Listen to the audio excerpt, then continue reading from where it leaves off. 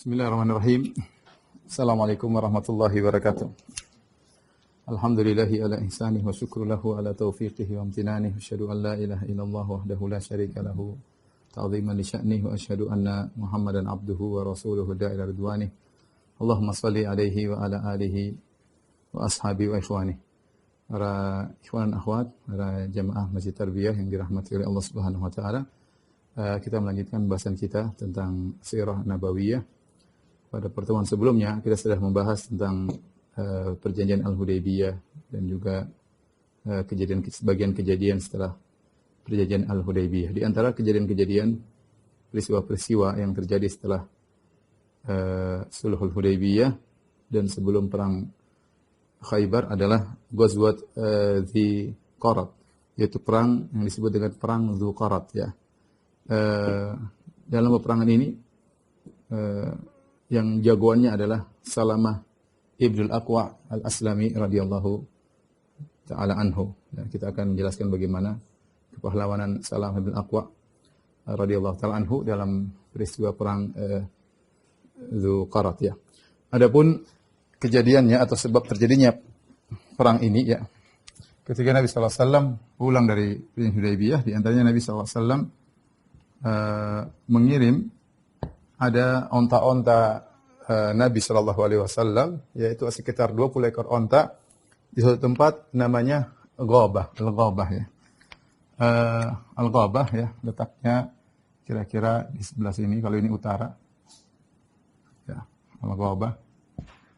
Maka ada sekitar 20 ekor onta, Lakha, 20 ekor onta, yaitu onta-onta yang mengeluarkan susu yang banyak ya, onta-onta yang besar kemudian mengeluarkan susu yang banyak. Kemudian Nabi menyuruh seorang dari Al-Ghifari bersama istrinya untuk menjaga onta-onta ini. Ada yang mengatakan penjaga tersebut adalah Ibnu Abi Dzar Al-Ghifari ya. Intinya seorang sahabat dengan istrinya menjaga 20 ekor onta ini. Kemudian jarak antara Madinah dengan Al-Ghabah ya, ini kira-kira dari Haram ya, dari Masjid Nabawi kira-kira 6 km. Kemudian ternyata di sebelum subuh, yaitu mungkin di waktu sahur atau ya sebelum subuh, datang 40 orang pasukan berkuda ya dari Najd, yaitu dari kabilah Ghatafan ya, dipimpin oleh Abdurrahman bin Uyainah bin Hisan Al-Fazari. Ya, maka dia pun datang dengan 40 pasukan berkuda, lantas kemudian dia merampas 20 ekor onta Nabi sallallahu alaihi wasallam ini. Ya, 20 ekor onta Nabi sallallahu alaihi wasallam ini. Kemudian dia membunuh lelaki Al-Ghifari tersebut radhiyallahu anhu, kemudian dia menawan istrinya. Istrinya ditawan oleh mereka. Kemudian mereka pergi. Tentu arah mereka adalah di sini, di daerah timur ya. Timur Madinah, di daerah Ghatafan. Mereka menuju ke kampung mereka membawa 20 ekor onta tersebut. Akhirnya ketika itu qadarullah kebetulan Salamah Ibnul Aqwa Al-Aslami radhiyallahu ta'ala anhu sedang pergi menuju Al-Ghabah ya, ke tempat 20 ekor onta ini digembalakan ya. Maka berangkatlah Salamah Ibnul Aqwa bersama, dia membawa kudanya Thalhah bin Ubaidillah, dan dia bersama gulamnya Nabi sallallahu alaihi wasallam itu Rabah ya. Kemudian dia bawa kudanya, kemudian ketika dia keluar menuju ke Ghabah, tiba-tiba bertemu dengan seseorang yang melihat peristiwa ini. Peristiwa bahwasanya ada yang mengatakanlah budaknya Abdurrahman bin Auf yang melihat peristiwa ini, maka dia pun melaporkan kepada Salam bin Aqwa. Dan ini sebelum subuh. Ini kejadian sebelum subuh. Ini kejadian malam, mereka curi, kemudian Salam bin Aqwa ketemu dengan budaknya Abdurrahman bin Auf, kemudian dia kabarkan, wahai Salamah, bahwasanya orang-orang Ghatafan dipimpin oleh Abdurrahman Ibnu Uyainah bin Hisan Al-Fazari telah merampas 20 ekor onta Nabi sallallahu alaihi wasallam. Maka Salamah kebetulan dia bawa pedang dan dia bawa anak-anak panah semua lengkap dengan busurnya. Maka dia suruh Rabah segera membawa kudanya Thalhah bin Ubaidillah, suruh kembalikan kepada Thalhah bin Ubaidillah. Kemudian Salamah balik menuju kota Madinah, maka dia naik di sebuah bukit yang cukup tinggi, maka kemudian dia berteriak, Dia berteriak dengan suara yang sangat lantang. Dia mengatakan, Ya Sobahah. 3 kali berteriak. Ya Sobahah, dengan suara yang sangat keras. Ya Sobahah, sehingga suaranya sampai ke kota Madinah. Ya, artinya berkilo-kilo. Sebenarnya mengatakan, seperti Nawawi dan yang lain, bahwa ini kemungkinan besar adalah karamah, yaitu khawariqul adah. Karamah, bagaimana suara dia bisa sampai kedengaran. Ya, mungkin saja karena malam, tapi intinya suaranya sangat keras. Sehingga suaranya terdengar oleh Nabi SAW, terdengar oleh para sahabat ini sebelum subuh. Sebelum subuh. Ya, sebelum dikumandangkan adzan subuh. Maka dia berteriak, Ya Sobahah. Itu dahulu metode ini digunakan untuk mengingatkan bahwasanya akan ada musuh yang menyerang kita di pagi hari. Artinya ini kondisi gawat darurat. Maka dia berteriak, Ya Sobahah, Ya Sobahah. 3 kali dia teriak, orang kenal suaranya Salamah Ibnul Aqwa. Maka Rasulullah SAW mendengar dan para sahabat mendengar, mereka segera berkumpul di hadapan Nabi SAW. Yang pertama datang sekitar 8 orang, pasukan berkuda, di antaranya Al-Miqdad bin Al-Aswad, di antaranya Abbad bin Bishr, di antaranya Uqasyah bin Mihsan, di antaranya Sa'ad bin Zaid, ya, di antaranya ada seorang namanya Al-Akhram bin Nadlah, ya, Al-Akhram bin Nadlah, dan sahabat-sahabat yang lainnya. Ya, maka mereka berkumpul di sekitar Nabi SAW untuk mempersiapkan pasukan mengejar musuh. Dan tentunya akhirnya akan sampai kabar kepada Nabi SAW bahwasanya 20 ekor unta Nabi dicuri dan penjaganya dibunuh oleh mereka. Apa yang dilakukan oleh Salamah Ibn Al-Aqwa radhiyallahu taala anhu? Maka dia sebelum subuh kemudian dia berjalan dan dia mengejar 40 orang tersebut. Ya. Jadi 40 orang pencuri, ya. Ya. Dari kabilah Ghatafan dipimpin oleh Abdurrahman bin Uyainah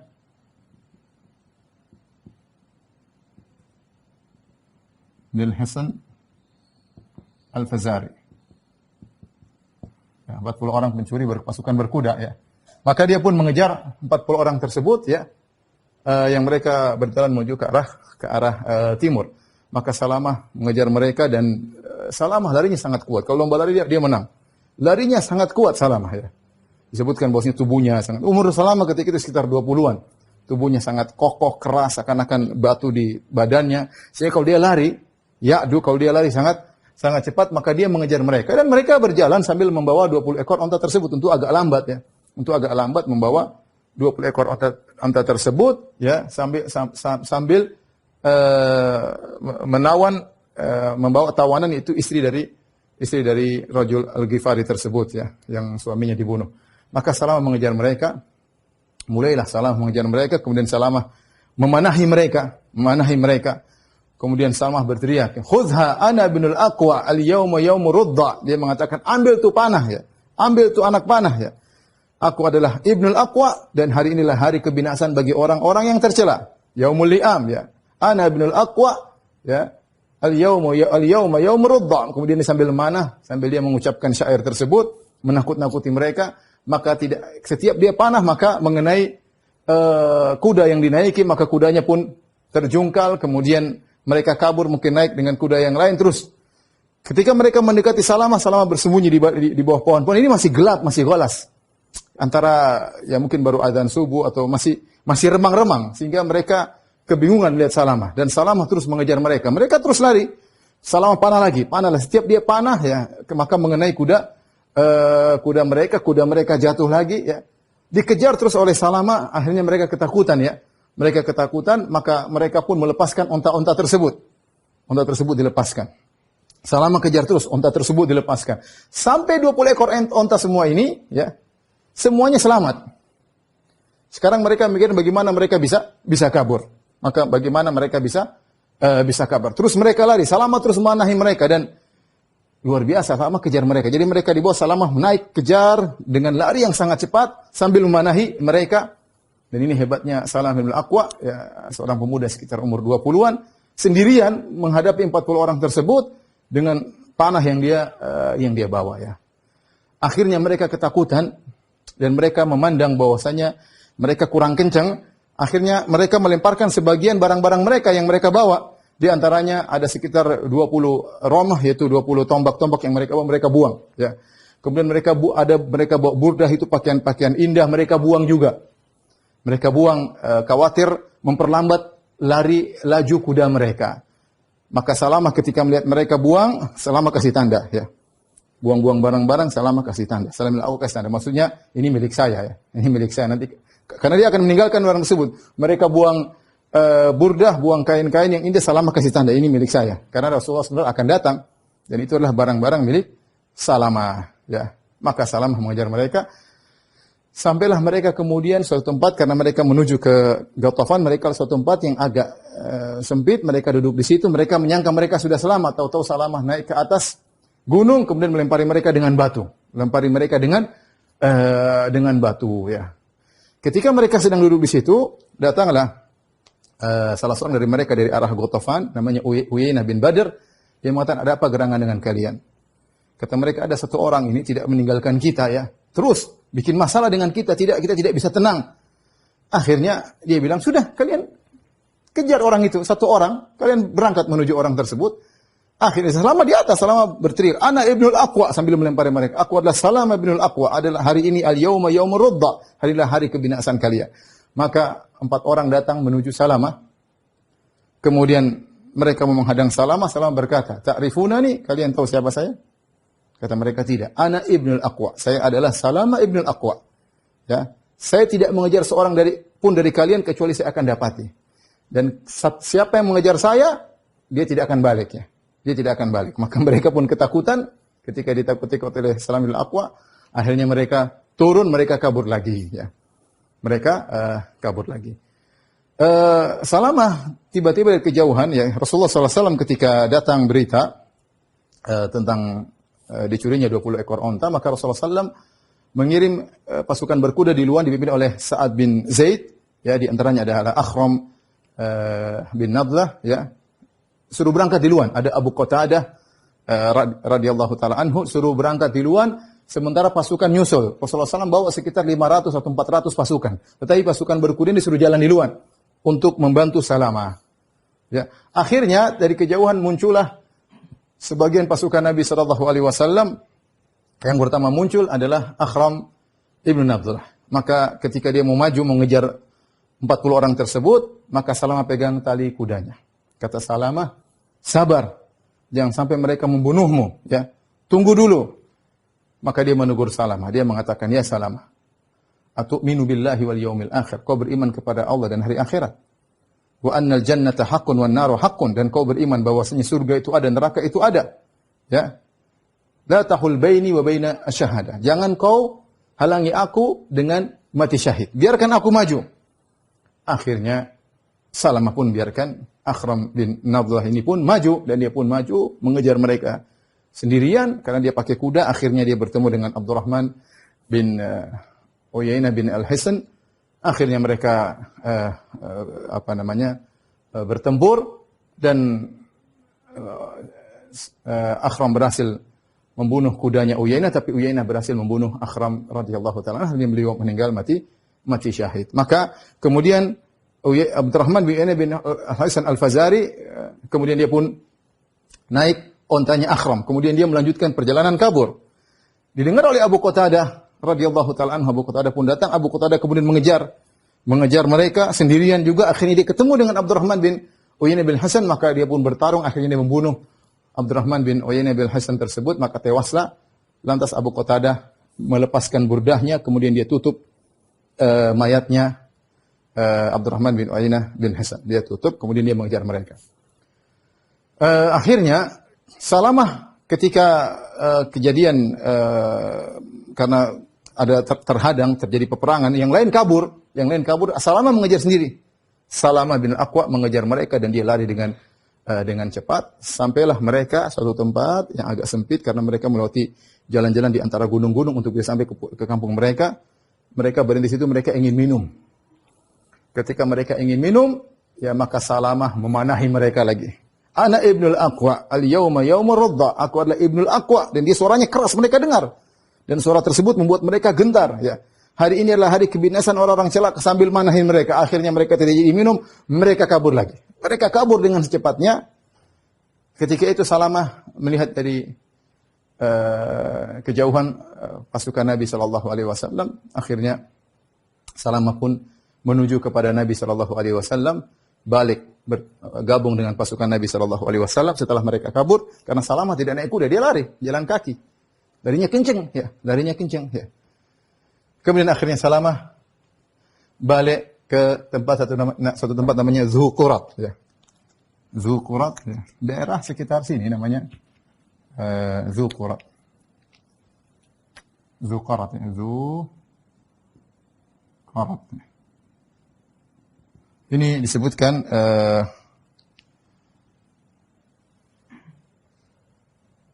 apa namanya? Sekitar timur laut kota Madinah dan jaraknya kurang lebih 35 km atau 40 km. Sekitar 35 km. Ketika ini Salamah balik ke Nabi sallallahu alaihi wasallam, ternyata sudah terbenam matahari ke Nabi sallallahu alaihi wasallam. Jadi seharian penuh dia mengejar mereka sambil manahin mereka, ya, sambil lari, dan subhanallah. Dia pun datang Nabi sallallahu alaihi wasallam ketika itu sedang disembelihkan onta, kemudian Nabi sallallahu alaihi wasallam makan dari kabid, dari hati onta, ya. Kemudian Salamah datang, ya, menemui Nabi sallallahu alaihi wasallam sambil terengah-engah, dia berkata, "Ya Rasulullah." Rasulullah bawa 500 pasukan.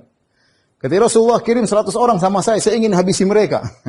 Masih semangat Salamah. Ya Rasulullah, mana 100 orang, kirim sama saya ingin mengejar mereka. Kata Rasulullah SAW sambil tertawa, ya, dan nampak putih giginya Nabi SAW. Rasulullah SAW lihat bagaimana semangatnya Salamah 20 tahunan, ya. Bagaimana seharian penuh dia berperang melawan mereka, ya. Dan semua onta-onta bisa dia selamatkan, bahkan di antara orang tersebut ada yang meninggal, ya, dan yang lainnya, ya. Maka Rasulullah berkata, "Akunta fa'ilan dzalik wa Salamah, kau ingin betul-betul ingin memerangi mereka?" Kata Salamah, "Iya ya Rasulullah, kirim 100 orang bersama saya ingin menyerang mereka." Kata Rasulullah SAW, "Ya Salamah, wahai Salamah, malaktah fa asjih." Sudahlah, kau sudah menang, ya. Dan sudahlah, maafkanlah mereka. Artinya Rasulullah SAW mengatakan, sudah selesai, ya. Innahum yukrawna fi ardi al-Ghatafan. Mereka sudah sampai di kampung mereka, dan mereka sekarang Isya, mereka sudah makan malam di sana, sedang dijamu oleh keluarga mereka di Ghatafan, ya. Sehingga Nabi SAW mengatakan, ya sudahlah. Artinya sudah, onta-onta sudah pulang. Memang benar ada yang meninggal di antara kita, yaitu Ghifari, ada juga Akhram bin Nadlah, tapi mereka banyak yang lebih meninggal, ya, sekitar 5 orang atau lebih daripada itu. Ya sudah, kata Nabi SAW, sudah cukup, ya. Sudah cukup, yaitu Rasulullah SAW lihat bagaimana akhlak Nabi SAW, sudah cukup, mereka sudah kita kalahkan, mereka sudah kabur, ya, sudah cukup, ya. Kemudian datanglah, ya, bagaimana dengan wanita yang ditawan tersebut, ya, istrinya dari lelaki Al-Ghifari tersebut. Wanita tersebut ternyata ketika mereka mulai kabur, ya, dan mereka meninggalkan onta-onta mereka, maka dia pun mendatangi setiap onta untuk dia naiki, tapi onta tersebut mengeluarkan suara. Dari 20 ekor onta itu mengeluarkan suara, ya, mengeluarkan suara. Sampai datanglah dia kepada onta Rasulullah SAW. Kalau nggak salah namanya Adba, ya. Dia pun naik ke onta Rasulullah SAW. Kemudian ternyata ontanya Rasulullah SAW tidak mengeluarkan suara. Maka dia pun segera naik onta tersebut menuju kepada Rasulullah SAW, melarikan diri, dan dia bernadar, kalau Allah menyelamatkan aku, ya, dengan onta ini, aku bernadar akan menyembelih onta ini. Ya. Jadi dia bernadar, wanita ini, kalau, ya, aku selamat, Allah selamatkan aku dari mereka dengan naik onta ini, aku akan menyembelih onta ini. Ketika dia sampai kepada Nabi SAW, ya, dia berkata, ya Rasulullah, aku selamat dengan onta ini, dan aku bernazar, aku akan menyembelih onta ini. Rasulullah SAW, ya, kata Rasulullah SAW, bi sama jazaitiha, ya. Seburuk-buruk balas budi yang kau berikan kepada onta ini sudah menyelamatkan kamu kok mau nyembelih dia, ya. Maka Rasulullah SAW mengatakan, la nadhara fi ma'siyatillah, tidak ada nazar ditunaikan dalam rangka bermaksiat kepada Allah, wala fi ma la yamliku ibnu Adam, dan tidak boleh bernazar pada barang yang bukan miliknya. Ini kan ontaku, bukan ontamu, gimana aku mau nyembelih? Rasulullah SAW bilang, aneh kamu ini diselamatkan sama onta, harusnya bersyukur sama onta ini, bukan malah disembelih. Lagi pula ini onta milikku, bukan milik kamu, ya. Para sahabat ketika ketika mengejar pasukan dari Abdurrahman kabilah Ghatafan, mereka mendapati saya disampaikan ketika Abu Qatadah membunuh Abdurrahman bin Uyainah bin Hasan, Abu Qatadah taruh burdahnya, bajunya, kainnya di atas mayatnya sehingga orang menyangka Abu Qatadah telah meninggal. Kata mereka, Abu Qatadah meninggal. Kata Rasulullah, tidak, itu qatilu Abi Qatadah, itu yang dibunuh oleh Abu Qatadah. Ternyata benar, Abu Qatadah kasih tanda, ini saya bunuh. Kita dalam pertempuran jihad, barang siapa yang membunuh seseorang, maka salapnya itu seluruh barang-barang yang dimiliki orang tersebut milik dia.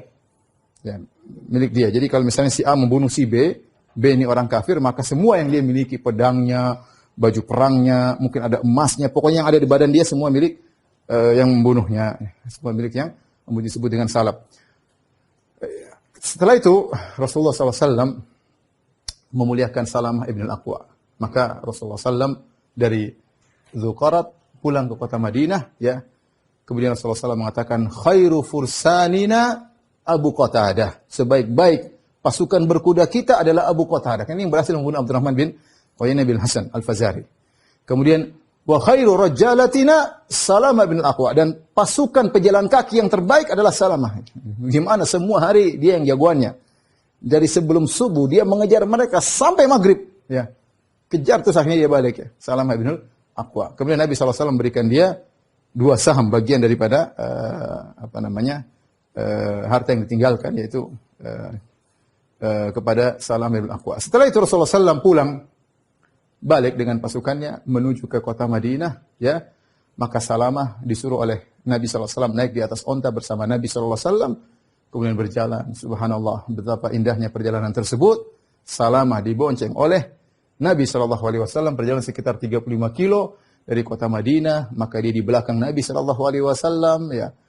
Maka bagaimana dia sangat dekat, bagaimana mungkin dia memegang Nabi, dadanya dekat dengan dada Nabi SAW, bagaimana nafas-nafas Nabi SAW sampai kepadanya, keberkahan Nabi SAW sampai kepadanya. Perjalanan cukup lama, dan ini pemuliaan terhadap Salamah ibn al-Aqwa radhiyallahu ta'ala anhu. Inilah kisah perang Ghazwah Dzuqarat. Disebut Ghazwah karena Nabi SAW ikut serta dalam perangan tersebut. Kalau Nabi tidak ikut serta namanya Sariyah, ini sudah pernah kita bahas, ya. Dan perang tersebut jagoannya adalah Salamah ibn al-Aqwa radhiyallahu ta'ala anhu, yang berlari sangat cepat, bahkan dia bisa mengejar kuda-kuda para kaum musyrikin. Baik, ikhwan dan akhwat yang dirahmati Allah Subhanahu wa taala, di antara kejadian setelah dari Al-Hudaybiyah, ya, adalah Rasulullah SAW sempat disihir oleh seorang Yahudi yang bernama Labid bin al-A'sam. Labid ibn al-A'sam, ya. Rasulullah SAW disihir oleh Labid bin al-A'sam dari Bani Zuraiq, ya. Dia seorang penyihir yang handal, ya. Kemudian dia menyihir Nabi SAW fi mustin wa musyaqah, yaitu dia mengambil sisir yang digunakan untuk menyisir rambut Nabi SAW dan rambut-rambut Nabi yang terjatuh, ya. Entah dari mana dia dapatnya, Allah alam bisa. Mungkin dia dapat rambut Nabi, kemudian dia bersama sisir yang untuk menyisir Nabi SAW. Wa ja'alahu fi jubbi tal'i nakhlatin dzakar. Kemudian dia masukkan rambut tersebut, ya, bersama ke dalam kelopak dari korma, ya, korma yang jantan, dimasukkan, ditutup, ya. Setelah ditutup, kemudian dia ja'al hatta ja'al tahta ru'ufatil bi'r. Kemudian ada sebuah sumur di sana, ya. Di sumur tersebut ada batu yang terletak di bagian dalam sumur tersebut. Fungsi batu tersebut sengaja diletakkan di tersebut karena terkadang mereka harus menguras sumur, maka tukang nguras tersebut duduk di atas batu tadi, yang batu yang diletakkan di tengah-tengah sumur. Sehingga kalau seorang menguras, maka diletakkan di batu, duduk di atas batu tersebut. Nah, dia ini mengambil rambut Nabi SAW, diletakkan dalam kelopak korma, ya. Kemudian dibungkus, kemudian diletakkan di bawah batu tersebut. Batu tersebut, kemudian ada air di atasnya. Sulit mau ketemu, ya. Kalau mungkin taruh di bawah pohon, ya orang mudah cari. Taruh di bawah batu, mungkin orang mudah cari. Ini letakkannya di dalam sumur yang ada airnya di bawah batu lagi. Ya, di bawah batu. Akhirnya Rasulullah SAW sakit ya, dengan sakit yang parah ya. Sehingga beliau tidak bisa mendatangi istri-istri beliau ya. Sampai disebutkan, dikhayalkan kepada Nabi mendatangi istri-istri beliau, padahal tidak. Tidak ada khayalan-khayalan akibat dampak dari sihir tersebut. Bahkan disebutkan seakan-akan dia sudah makan dan minum, ternyata belum. Dalam sebagian riwayat, ada yang mengatakan Rasulullah SAW tersihir selama 40 hari. Ya. Bahkan ada yang mengatakan 6 bulan, wallahu a'lam bishawab ya. Rasulullah SAW mengalami sakit tersebut ya. Sampai akhirnya Rasulullah SAW didatangi oleh malaikat dan Jibril dan Mikail meruqyah Nabi sallallahu alaihi wasallam. Akhirnya Rasulullah SAW sembuh ya.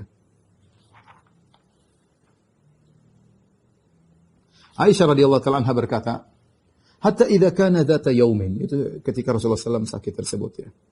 Sehingga pada suatu hari, atau dzata lailatin, atau di suatu malam, Rasulullah SAW sedang berada di sisiku. Allah, maka Rasulullah SAW berdoa. Summa da'a, kemudian Rasulullah SAW berdoa lagi.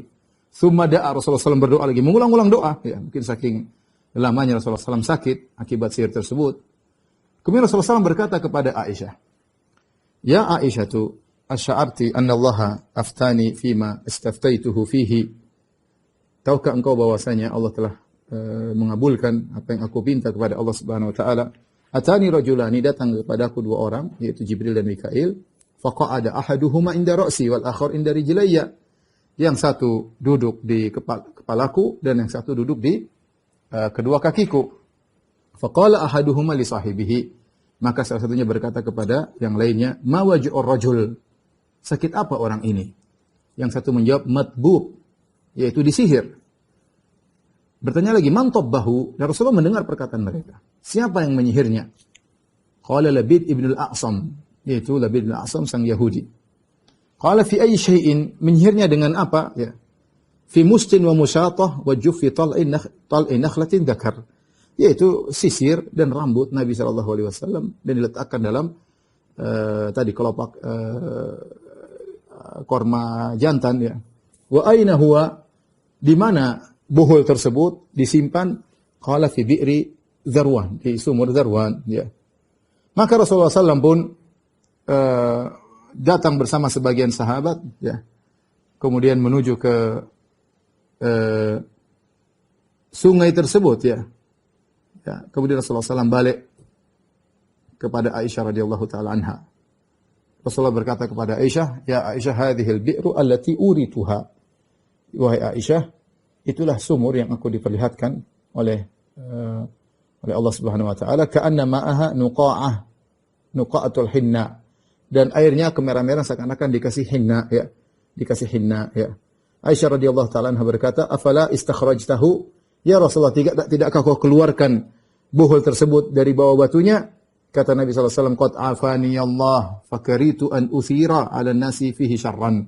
Allah sudah menyembuhkan aku tidak perlu lagi mengeluarkan bohol tersebut. Jadi Rasulullah tidak ambil bohol tersebut. Kemudian Rasulullah SAW menyuruh para sahabat untuk menutup sumur tadi. Karena sumur tadi sudah rusak, airnya pun kemerah-merahan. Maka disuruh tutup sumur tersebut. Dalam sebagian riwayatnya dipersingkat oleh para ulama, dengan gara-gara Nabi SAW disihir ini, maka turunlah dua surat Al-Mu'awwidhatan, yaitu surat Al-Falaq dan surat An-Nas. Ya. Rasulullah SAW dengan dibacakan kepada beliau dua surat ini, maka Rasulullah SAW pun sembuh dengan izin Allah Subhanahu wa taala dari sihir Labid ibn al-A'sam ya. At-Tahawi meriwayatkan dalam syarah Mushkil Athar dengan sanad yang sahih sesuai dengan syarat Muslim dari Zaid bin Arqam, beliau berkata, sahara an-nabi sallallahu alaihi wasallam rajulun minal yahud fashtaka fa atau Jibril salawatullah alaihi bil muawwidhatain. Rasulullah SAW disihir oleh seorang laki dari Yahudi dan dia pun sakit, maka datanglah Jibril alaihissalam dengan membawa al-muawwidhatain, itu qul a'udzu birabbil falaq dan qul a'udzu birabbin nas. Dalam hadis yang lain dari Uqbah bin Amir radhiyallahu anhu, Rasulullah SAW berkata, unzilat alayya suratan, diturunkan kepadaku dua surat, fata'awwadzu bihinna, maka hendaknya kalian berlindung kepada Allah dengan dua surat ini, fa innahu lam yuta'awwadz bimithlihinna, maka tidak ada surat yang ampuh seperti dua surat ini, yakni al-muawwidhatain, qul a'udzu birabbil falaq ya, dengan qul a'udzu birabbin nas. Jadi Dua surat ini adalah termasuk dua surat yang paling ampuh dalam melawan sihir, ya, dan dalam melawan syaitan, dalam melawan jin, di antara dua surat yang paling ampuh, dan kita harus yakin akan hal tersebut. Maka seorang berusaha menjaga dirinya dengan baca dua surat ini, ya, agar terhindar dari sihir. Alhamdulillah kita baca tatkala zikir pagi, kemudian zikir petang. Kita baca juga sebelum tidur, kita baca juga setelah sholat. Ya, alhamdulillah kalau kita sering membacanya, insyaallah Allah akan menjaga kita dari sihir tersebut, ya. Sihir tersebut. Taib. Hadis tentang disihirnya Nabi SAW, hadis yang sahih, ya. Datang dalam Sahihain, ya, dalam Sahih Muslim, mungkin dalam Sahih Bukhari, ya. Bahwasanya Rasulullah SAW disihir, ya. Sebagian orang berusaha menolak hadis ini, padahal Sahihain, hadisnya sahih. Mereka berdalil kalau Rasulullah SAW disihir. Terus bagaimana dengan wahyu? Wahyu bisa saja tercampur dengan kata-kata yang tidak benar. Dibantah oleh para ulama bahwasanya sihir ini tidak ada kaitan dengan wahyu. Ini semacam sakit, ya, semacam sakit, ya. Oleh karenanya turun surat Muawwidzatain, surat Qul a'udzu birabbil falaq wa birabbin nas, sehingga menghilangkan sihir tersebut, ya. Artinya dalam kondisi di Rasulullah tersihir 40 hari tersebut, bukan berarti Rasulullah SAW menyampaikan wahyu kemudian wahyunya tercampur-campur dengan kesalahan Nabi, ya tidak. Ini hanya semacam sakit yang Rasulullah SAW dikhayalkan seakan-akan dia sudah mendatangi istrinya, menggauli istrinya, ternyata tidak. Atau dikhayalkan seakan-akan dia sudah makan dan minum, ternyata belum. Dan sudah pernah tersihir sebelumnya Nabi Musa alaihissalam, ya. Nabi Musa alaihissalam ketika berduel dengan ratusan, ada yang mengatakan banyak sekali tukang sihir Fir'aun, ya. Maka yukhayyalu ilaihi min sihrihim annaha tas'a fa'awjasa fi nafsihi khifatan Musa qulna la takhaf innaka antal a'la. Dalam ayat yang lain, waja'u bi sihrin azim wastarhabuhum waja'u bi sihrin azim. Kata Allah Subhanahu wa taala, mereka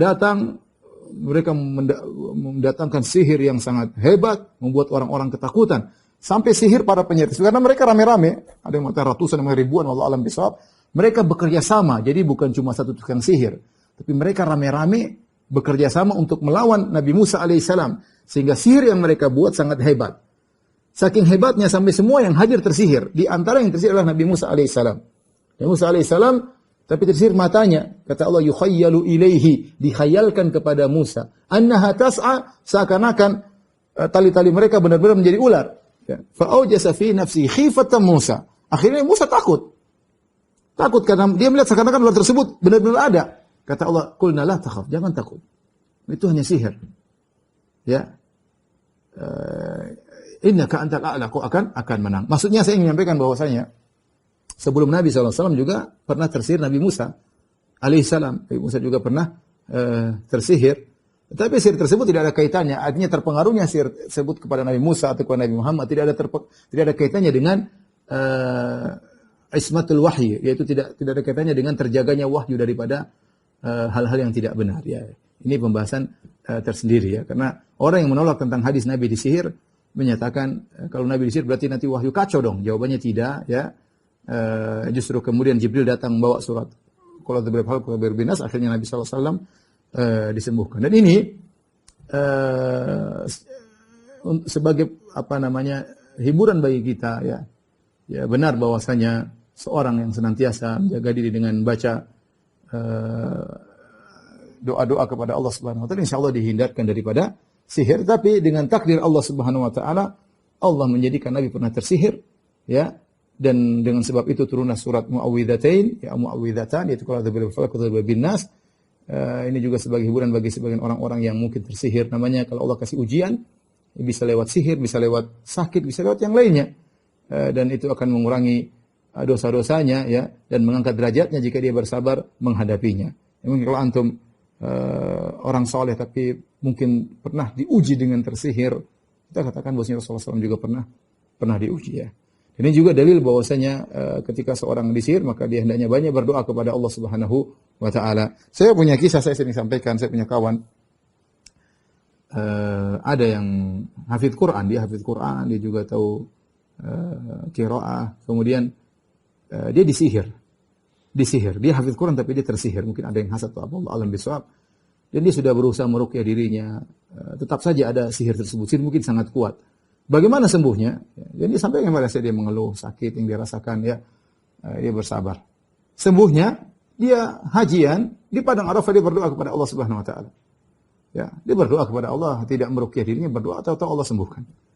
Jadi kalau kita terkena sihir bisa sembuh dengan sebab-sebab, di antaranya sebab doa kepada Allah Subhanahu wa taala, di antaranya dengan sebab ruqyah. Dengan sebab ruqyah, ya.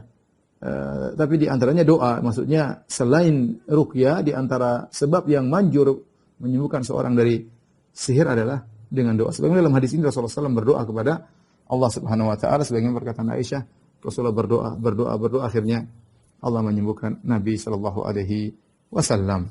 Dan Nabi sallallahu alaihi wasallam tidak membunuh Yahudi tersebut, ya. Nabi sallallahu alaihi wasallam maafkan, ya. Rasulullah SAW tidak ingin terjadi keributan, ya, dan demikianlah Rasulullah sallallahu alaihi wasallam, ya. Ada yang mengatakan Rasulullah mensifati dia seperti orang munafik, ya, seperti orang munafik. Tapi intinya Rasulullah SAW tidak membunuhnya, tidak menyuruh sahabat untuk membunuh penyihir tersebut.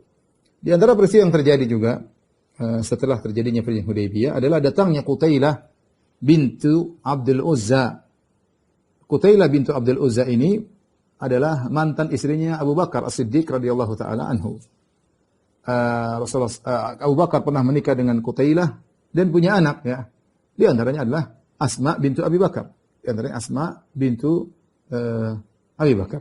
Rasulullah SAW juga kemudian menikah dengan Ummu Ruman, yang kemudian punya anak Aisyah dan Abdurrahman. Ya, Abu Bakar punya beberapa istri, ya. Di antaranya istrinya dulu namanya Qutailah, ya. Dan punya anak namanya Asma bintu Abi Bakar. Ketika dalam perjanjian Hudaybiyah, masa gencatan senjata, sebagaimana telah kita sampaikan pada tahun 6 Hijriah, maka dua belah pihak bisa saling mengunjungi, yaitu penduduk Mekah bisa datang ke Madinah, penduduk Madinah bisa datang ke Mekah. Ini diantara kondisi yang nyaman sehingga mereka berinteraksi. Ya, sudah kita sampaikan akhirnya gara-gara perjanjian Hudaybiyah yang cuma berjalan sekitar 2 tahun, akhirnya yang masuk Islam sangat banyak, ribuan. Ya mungkin ada sekitar 7.000 orang masuk Islam dalam waktu yang singkat tersebut karena kondisi tenang dan orang-orang musyrik bisa berpikir dengan tenang untuk menerima agama Islam. Padahal Rasulullah SAW sudah berdakwah. Perang Khandaq itu sekitar tahun 5 Hijriah. Ketika itu pasukan Nabi sekitar 3.000, hanya 3.000. Padahal Nabi SAW berdakwah sudah 13 tahun di Mekah dan 5 tahun di Madinah, sekitar 18 tahun, cuma sekitar 3.000 orang pengikutnya. Bertambahnya sangat lambat orang masuk Islam. Ketika terjadi perjanjian Hudaybiyah, Rasulullah SAW kan berangkat dengan para sahabat kira-kira 1.500 orang. 1.500 orang berangkat dari kota Madinah menuju Mekah, kemudian tertahan di Hudaybiyah. Sehingga sebagaimana pernah kita sampaikan. Jadi jumlah kaum muslimin tidak banyak. Tapi setelah perjanjian Hudaybiyah, dari tahun 6 Hijriah sampai tahun 8 Hijriah, ternyata pasukan kaum muslimin kita berangkat ketika mengadakan Fatu Makkah, menyerang kota Mekah dari Madinah ke Mekah, Rasulullah SAW bawa 10.000 pasukan. 10.000 pasukan. Jadi sekitar masuk Islam di masa damai tersebut adalah sekitar 7.000 orang. Dan ini sebagian ulama mengatakan pentingnya kondisi aman dalam berdakwah. Ya, kita berdakwah kapan saja dalam kondisi tidak aman, dalam stabilitas yang terganggu, dakwah jalan terus. Tetapi kondisi aman itu sangat penting. Ketika dalam kondisi aman kita bisa berdakwah dengan menyampaikan dalil sebisanya dan orang-orang juga bisa mencerna dengan baik. Berbeda dengan kondisi seakan dalam keadaan tertekan, sulit untuk mengembangkan dakwah, ya. Sehingga ketika kondisi nyaman tersebut terjadi kunjung-mengunjung, interaksi antara musyrikin Mekah dengan kaum muslimin di Madinah, sehingga banyak di antara mereka masuk Islam. Suatu hari datanglah Qutailah ini, datang kota Madinah, dia rindu sama anaknya. Anaknya itu Asma bintu Abi Bakar As-Siddiq radhiyallahu taala anha, ya. Dia ingin bertemu dengan Asma. Ya, namanya mereka mungkin ada kabar akhirnya ibunya ini, ibu kandungnya ingin bertemu dengan dia. Tapi Asma radhiyallahu taala anha adalah seorang wanita yang salehah. Dia takut jangan sampai dia mengambil langkah yang salah, ya. Maka dia bertanya kepada Nabi sallallahu alaihi wasallam, ya, karena ibunya masih musyrik.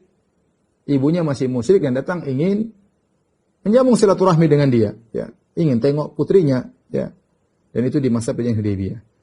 Kata Asma, ya, qadimat alayya ummi wa hiya musyrikah fi ahdi Quraisy. Idh ahadu Rasulullah sallallahu wa muddatihim. Datang ibuku menemui aku dan dia adalah seorang wanita musyrikah, masih musyrik di zaman perjanjian Hudaybiyah. Fastaftaitu Rasulullah sallallahu alaihi wasallam, maka aku bertanya kepada Rasulullah sallallahu alaihi wasallam untuk mencari kepastian bolehkah aku berbuat baik kepada ibuku. Faqultu, aku berkata kepada Nabi sallallahu alaihi wasallam, "Inna ummi qadimat alayya wa hiya raghibah."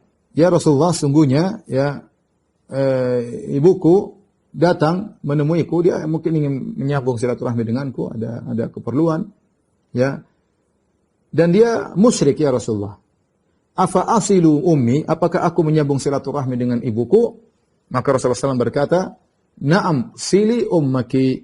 Kata Nabi SAW, "Iya, sambunglah silaturahmi dengan ibumu." Dan ini dalil bahwasanya perbedaan agama antara seorang dengan bapak dan ibu kandungnya tidak menghalangi dia untuk berbakti kepada kedua orang tuanya. Dan tetap wajib baginya untuk berbakti kepada kedua orang tuanya. Sebagaimana firman Allah Subhanahu wa taala, "Wa in jahadaka 'ala an tusyrika bi ma laysa laka bihi ilmun fala tuti'huma wa sahibuhuma fid dunya ma'rufa." Jika kedua orang tuamu yang bukan sekedar musyrik bahkan memaksamu untuk berbuat syirik kepadaku, kata Allah Subhanahu wa taala, "Fala tuti'huma." Bukan sekedar musyrik, bahkan maksa agar anaknya musyrik, ikut mereka. Fala tuti'huma, kata Allah, janganlah kau taat kepada mereka berdua. Ya, tetapi kata Allah, wa sahibuhuma fid dunya ma'rufa. Hendaknya kau menggauli, bersikap dengan mereka dengan sikap yang baik. Ini dalil bahwasanya orang tua meskipun musyrik, meskipun mungkin pelaku maksiat, mungkin orang zalim, mungkin orang tidak salat, mungkin orang kafir, mungkin orang murtad, mungkin apapun, tetap seorang berbakti kepada kedua orang tuanya, ya. Islam mengajarkan pendidikan yang indah, ya. Bagaimanapun Anda berasal dari kedua orang tua ini. Anda pernah berasal dari air mani bapak Anda dan Anda pernah dalam perut ibu Anda, ya. Ini tidak bisa diganti dengan apapun, ya. Oleh karenanya seorang berbakti kepada kedua orang tuanya meskipun musyrik, ya. Saking begitu pembahasan para ulama tentang masalah ini, dan saya pernah bahas dalam syarah Kitabul Jami', ya. Sampai khilaf di kalangan para ulama. Bagaimana jika seorang punya ibu Nasraniyah atau punya ayah Nasrani, kemudian dia minta dibelikan khamr. Nak, belikan abi khamr. Apakah anaknya wajib belikan dia khamr sementara dia punya uang? Ya. Maka para ulama khilaf dalam masalah ini. Mereka khilaf. Jadi bukan satu pendapat. Jumhur ulama berpendapat tidak boleh karena khamr maksiat dalam Islam. Maka seorang tidak boleh menghadirkan khamr buat bapaknya. La ta'ata li makhlukin fi maksiatil khaliq. Tidak ada ketaatan pada makhluk dalam rangka bermaksiat kepada Allah. Sebagian ulama di antaranya ulama Malikiyah berpendapat wajib bagi dia untuk mendatangkan khamr untuk orang tuanya. Kenapa? Karena khamr halal dalam agama mereka. Misalnya, itu maksudnya keyakinan mereka khamr itu halal, babi itu halal. Seandainya dia minta dibelikan babi atau dibelikan khamr, maka belikan jika seorang anak memiliki kemampuan. Tapi wallahu alam, saya lebih condong pada pendapat tidak boleh, ya. Tapi maksud saya ini masalah khilaf. Maksud saya sampai begitu para ulama membahas tentang pentingnya berbakti kepada orang tua, sampai dalam kondisi demikian pun masih ada khilaf di kalangan para ulama. Yang benar bahwasanya tidak boleh membantu kemaksiatan, ya, apapun agama orang tua kita, ya. Dan Rasulullah SAW menyuruh menyambung, kata Nabi, sili ummak, sambunglah silaturahmi dengan ibumu. Dan kemudian turunlah firman Allah Subhanahu wa taala berkaitan dengan kisah Qutailah dengan Asma bintu Abi Bakar. Fa anzalallahu ta'ala, Allah turunkan firman-Nya, la yanhaakumullahu 'anil ladzina lam yuqatilukum fid din wa lam yukhrijukum min diyarikum an tabarruhum wa tuqsitu ilaihim innallaha yuhibbul muqsitin. Innama yanhaakumullahu 'anil ladzina qataluukum fid din wa akhrajukum min diyarihim wa akhrajukum min diyarikum wa dhaharu ala ikhrajikum an tawallawhum wa man yatawallahum faulaika humuz zalimun. Kata Allah Subhanahu wa taala, Allah tidak melarang kalian untuk berbuat baik dan berbuat adil kepada orang-orang kafir yang tidak menyerang kalian, tidak menyerang agama, memerangi agama kalian dan tidak mengusir kalian dari kampung kalian. Silakan berbuat baik dan silakan berbuat adil kepada mereka. Innallaha yuhibbul muqsitin. Allah mencintai orang-orang yang berbuat adil. Innama yanhakumullah 'anil ladzina qataluukum fid din. Allah melarang kalian berbuat baik kepada orang-orang yang menyerang musuh kalian, berperang melawan kalian karena agama. Wa akhrajukum min diyarikum, yang mengusir kalian dari negeri-negeri kalian, wa dhaharu ala ikhrajukum, atau yang menolong orang-orang untuk mengusir kalian dari negeri kalian. Anta wallahum, Allah larang kalian berloyal kepada mereka. Wa may yatawallahum, siapa yang berloyal kepada mereka, fa ulaika humudz zalimun, maka mereka adalah orang-orang yang zalim. Al-Hafidz Ibnu Hajar dalam Fathul Bari ketika membahas hadis ini dia berkata, wa yustambatu min hadzal hadis. Di antara faedah daripada hadis ini, hadis kisah Qutailah dengan Asma, wujubu nafaqatil abil kafir wal ummil kafirah wa in kana al waladu musliman, ya. Wajib untuk menafkahi ayah yang kafir atau ibu yang kafir meskipun anaknya muslim, ya. Ya, meskipun anaknya muslim. Kemudian wa fihi muwada'atu ahli al-harbi wa muamalatum fi zamanil hudnah. Dan di sini boleh mengadakan perjanjian damai, ya, dengan orang kafir yang sedang berperang, dan ini boleh, ya, kita buat perjanjian damai, ada negeri Islam dengan negara kafir, ya. Kemudian bermuamalah dengan mereka di zaman perjanjian damai tersebut, di zaman gencatan senjata. Jadi Rasulullah SAW ketika berinteraksi dengan orang kafir dengan berbagai macam model. Terkadang Rasulullah SAW berinteraksi dengan mereka dalam kondisi peperangan, sebagaimana terjadi dalam perang Badar, dalam perang Khandaq, dalam perang Uhud, dan yang lainnya. Terkadang Rasulullah SAW berinteraksi dengan mereka sebagai satu penduduk negara. Seperti Rasulullah SAW di kota Madinah, ada orang-orang Yahudi dari Bani Qainuqa, Bani Nadir, dan Bani Quraidah. Dan juga ada sebagian orang musyrikin di awal Nabi SAW datang kota Madinah. Tapi mereka bertetangga dan sama-sama penduduk kota Madinah, dan mereka punya perjanjian untuk bela negara kalau diserang dari luar. Meskipun akhirnya Yahudi berkhianat, tapi Rasulullah SAW punya perjanjian. Kemudian Rasulullah SAW juga bermuamalah dengan mengadakan perjanjian damai, ya, dengan orang musyrikin Quraisy dalam perjanjian Hudaybiyah. Dan Nabi SAW juga terkadang berkoalisi, ya, sebagaimana ketika sudah kita sampaikan, yaitu ketika terjadi perjanjian Hudaybiyah, kabilah Khuza'ah mereka musyrik. Kabilah Khuza'ah musyrik tapi berkoalisi dengan kaum muslimin, dan Bani Bakar kalau tidak salah berkoalisi dengan kafir Quraisy. Jadi ini masalah hubungan antara suatu negara dengan negara kafir butuh siasat, butuh politik, dan memandang maslahat dan mudarat. Ini maksud saya, hubungan kita dengan orang kafir bukan hanya satu hubungan saja. Karena sebagian orang menganggap hubungan kita dengan orang kafir cuma perang doang. Ya, cuma perang doang, kita dengan orang kafir harus perang terus. Ya, padahal hubungan seorang muslim dengan kafir bisa bermacam-macam. Makanya orang kafir ada 4 macam. Ada namanya kafir zimmi. Kafir zimmi itu orang kafir yang tinggal di negara muslim dan dia bayar jizyah sebagai bukti dia tunduk kepada aturan kaum muslimin, dan dia mendapatkan hak-haknya sebagai warga negara. Namanya kafir zimmi. Ada namanya kafir mu'ahad. Kafir mu'ahad itu orang kafir dari negara yang punya perjanjian damai dengan negara muslim, ya. Kafir mu'ahad, ya. Kemudian namanya kafir musta'man. Kafir musta'man yaitu kafir di negara yang sedang berperang dengan kita, tapi dia minta pengamanan. Dan kita harus mengamankan, tidak boleh kita bunuh. Ya, ini semua kafir ini, kafir dhimmi, kafir mu'ahad, kafir musta'man tidak boleh dibunuh. Bangsa yang membunuh maka dosa besar. Kata Nabi SAW, man qatala mu'ahadan lam yarah raihatal jannah. Barang siapa membunuh kafir yang punya perjanjian damai, dia tidak akan mencium bau surga. Tidak boleh darah mereka, tidak boleh ditumpahkan, harta mereka terjaga.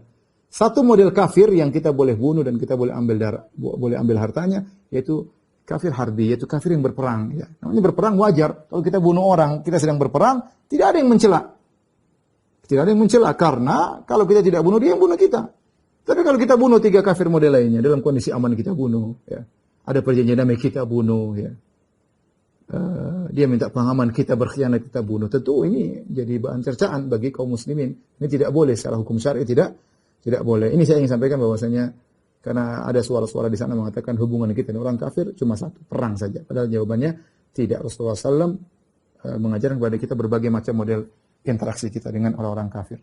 Wallahu a'lam bishawab. Demikian saja apa yang saya sampaikan pada kesempatan kali ini. Kurang lebihnya saya mohon maaf. Wabillahi taufiq wal hidayah. Assalamualaikum warahmatullahi wabarakatuh.